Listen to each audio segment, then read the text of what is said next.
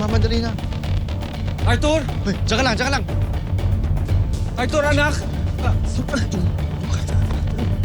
Gusto kong makausap ang anak ko! Anong anak mo? Hindi mo siya anak. Ikaw, nawalan ka na ng karapatan nung nakulong ka. Alam ko na ang totoo.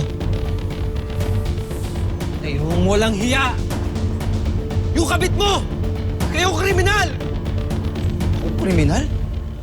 Tandaan mo to, ha? Hindi ko papayagan na makalapit sa anak ko. Ang bansang ni manyak katulad mo! Balik mo anak ko! Walang hiya!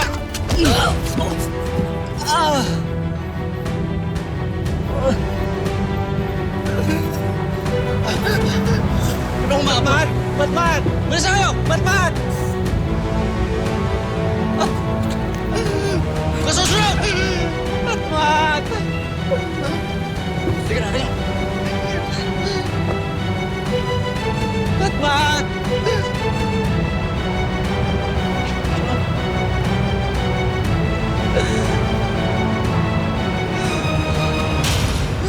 Pinapangako ko! Babalikan ko kayo!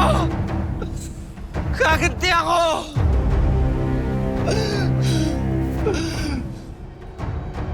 Babawi ko ang anak ko!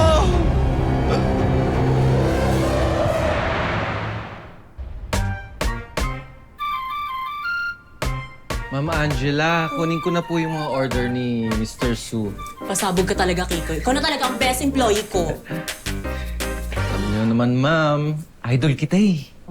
Bukod sa mayaman, maganda. Nung pumunta ka rito, walang-wala ka. Pero ngayon, isa ka ng ganap na babae. Ano ka ba, Kiko? Angela na lang. O kaya, friend na lang itawag mo sa akin. O, di ba? Tsaka, wait lang ha, may tanong ako sa'yo. Wala ka na ba talagang balak bumalik sa pagtuturo sa Pinas? Kinalimutan ko na yung pangarap kong yon, ma'am. Eh, isa na lang ang plano ko. Sure ka ba na mababawi mo ang anak mo sa Pinas? Walang hindi nasusolusyonan ng pera. At isa pa, haharap ako sa kanila bilang si Gia.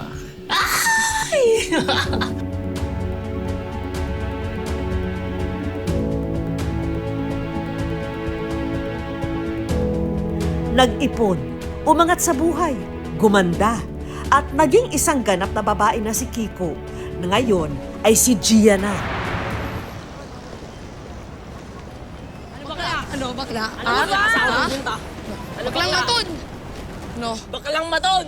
Hindi ako baklang maton. Maganda ako. Uwe! Ikaw ba? Ha? Ano? Ha? Ha?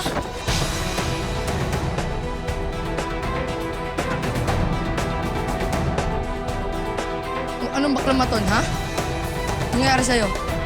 Hoy! Asan ang mga magulang nyo? Isusumbong ko kayo, mga bully kayo!